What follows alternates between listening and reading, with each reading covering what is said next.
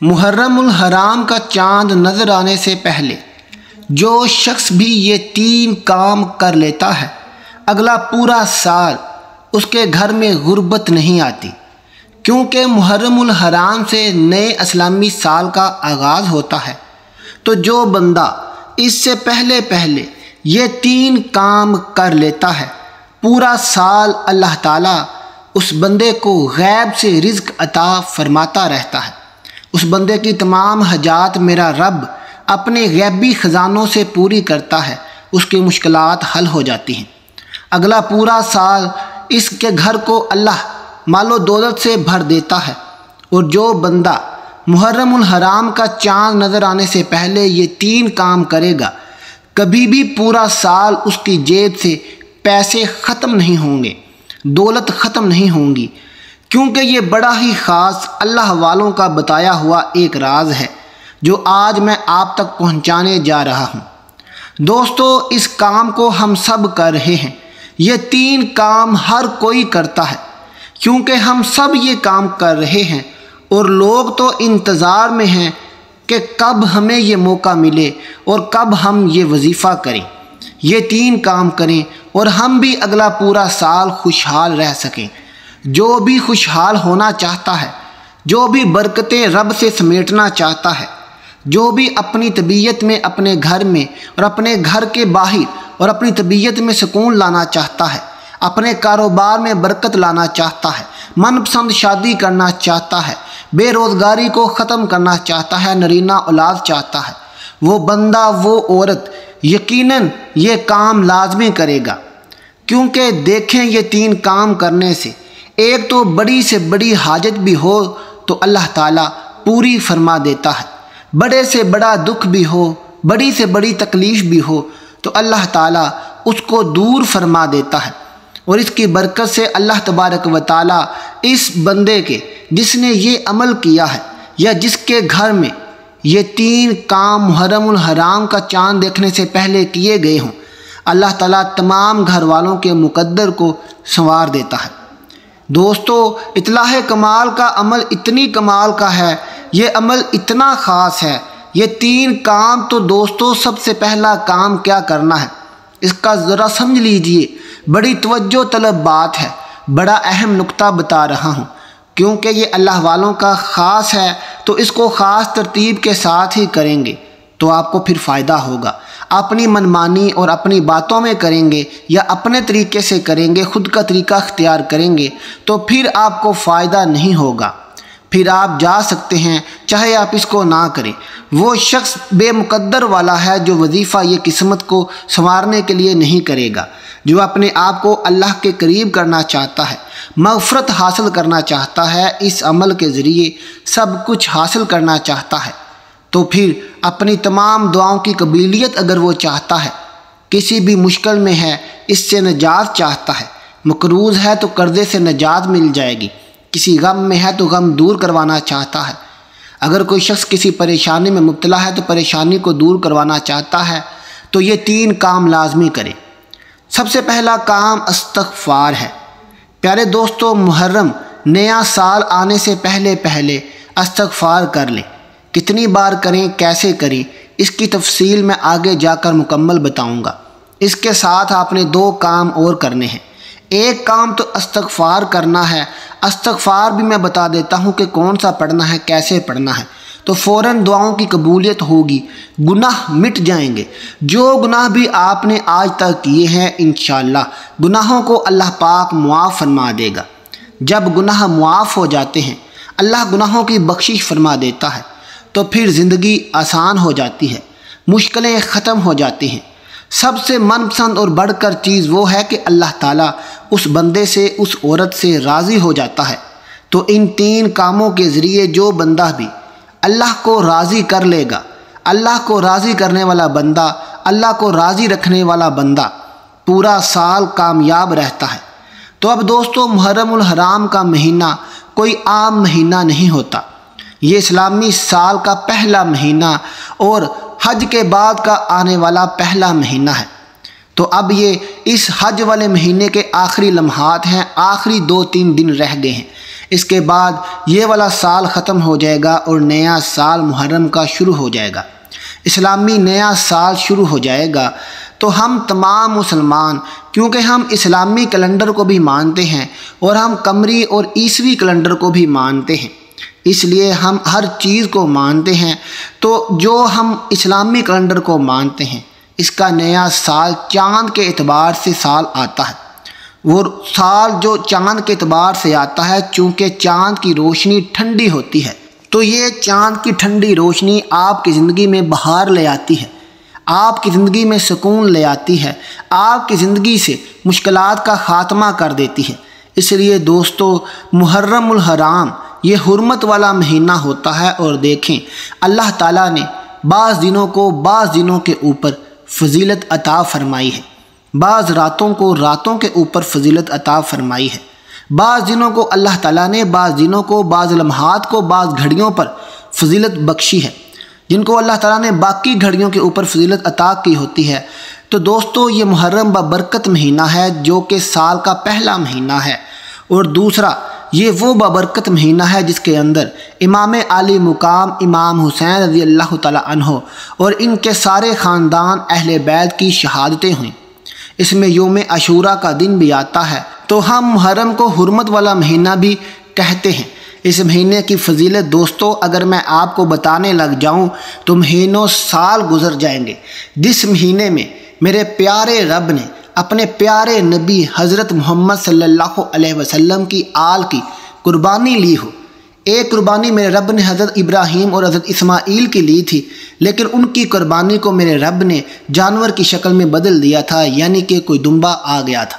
لیکن یہاں میرے پیارے نبی حضرت محمد صلی اللہ علیہ وسلم کی آل کی قربانی میرے رب نے لی ہے، اور اس قربانی کو میرے رب نے رہتی دنیا تک ایک نشان بنا دیا ہے تاکہ لوگ اس کو سیکھ سکیں، اور میرے رب نے اسلام کو رہتی قیامت تک زندہ کر دیا ہے۔ پیارے دوستو، محرم الحرام بڑا ہی برکت والا مہینہ ہے۔ اس مہینے میں آپ کو تمام برے کام چھوڑ دینے چاہیے، کیونکہ یہ حرمت والا مہینہ ہے۔ اس کے پہلے 10 دن بڑے ہی برکت والے ہیں۔ ان 10 دنوں میں جو شخص بھی یہ کام کرے گا اس کی قسمت بدل جائے گی۔ پیارے دوستو، اب وقت کی نزاکت کو دیکھتے ہوئے چلتے ہیں آج کے وظیفے کی طرف۔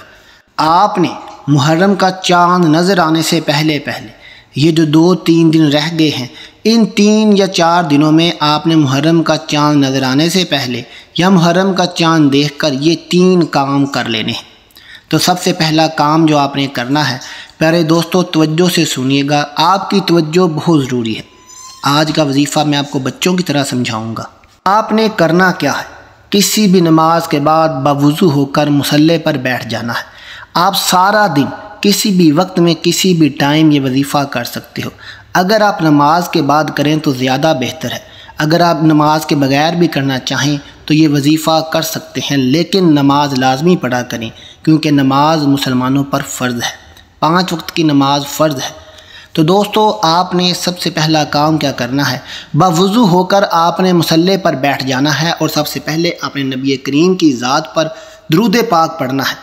درود پاک ہر وظیفے سے پہلے پڑھا کریں، کیونکہ میرا رب اور اس کے فرشتے بھی نبی اور نبی کی آل پر درود پڑھتے ہیں، اور جو بندہ بھی درود پڑھ کر کوئی بھی رب سے دعا کرتا ہے، میرا رب اس کی دعا کو رد نہیں کرتا۔ تو پیارے دوستو، درود پاک آپ کوئی سا بھی پڑھ سکتے ہیں، صلی اللہ علیہ وسلم پڑھ لیں، صلی اللہ علی محمد پڑھ لیں، یا نماز والا درود ابراہیمی پڑھ لیں، جو آپ کو بہتر لگتا ہو پڑھ لیں۔ میں تو کہوں گا کہ نماز والا درود ابراہیمی پڑھیں، کیونکہ اس کی فضیلت اور برکت زیادہ ہے۔ درود پاک پڑھنے کے فوراً بعد آپ نے اعوذ باللہ من الشیطان الرجیم بسم اللہ الرحمن الرحیم پڑھ کر وظیفے کا آغاز کرنا ہے۔ سب سے پہلے آپ نے جو پڑھنا ہے، اللہ والو، آپ نے پڑھنا ہے استغفار۔ استغفار اس لیے پڑھنا ہے کہ سب سے پہلے آپ نے رب سے اپنے گناہوں کی معافی طلب کرنی ہے۔ جب آپ کے گناہ معاف ہو جائیں گے، اس کے بعد میرا رب آپ کی تمام حاجتیں، مشکلات، جو بھی آپ دل میں خواہشیں لیے بیٹھے ہیں، میرا رب وہ پھر آپ کی پوری فرما دے گا۔ سب سے پہلے آپ نے استغفار کو پڑھنا ہے۔ استغفار کو کتنی تعداد میں پڑھنا ہے، کس طرح پڑھنا ہے، توجہ فرمائیے گا۔ سب سے پہلے آپ نے پہلے نمبر پر استغفار پڑھا، پھر دوسری بار استغفار پڑھا، پھر تیسری بار استغفار پڑھا۔ اسی طرح آپ نے استغفار کو تسبیح کے دانوں پر یا ہاتھ کی انگلیوں پر صرف اور صرف 21 بار پڑھنا ہے۔ 21 مرتبہ استغفار پڑھنے سے انشاءاللہ میرے رب نے چاہا تو میرا رب محرم کی برکت سے، محرم کے چاند کی برکت سے، محرم کے پہلے عشرے کی برکت سے میرا رب آپ کے گناہ انشاءاللہ معاف فرما دے گا۔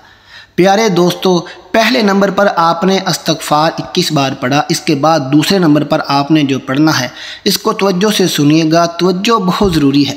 اگر آپ ہو سکے تو یہ سارا وظیفہ کسی کاپی پر لکھ لیں، کیونکہ آج کا وظیفہ اتنا خاص، اتنا مجرب ہے کہ آپ کو کوئی بھی جو کام، دنیا جہان کا ایسا کام جو آپ کو لگتا ہے کہ ممکن نہیں ہے، انشاءاللہ محرم کا چاند نظر آنے سے پہلے اگر آپ نے یہ 3 کام کر لیے تو آپ کا وہ کام ہر صورت میں میرا رب پورا کر دے گا، آپ کی دلی خواہش پوری کر دے گا۔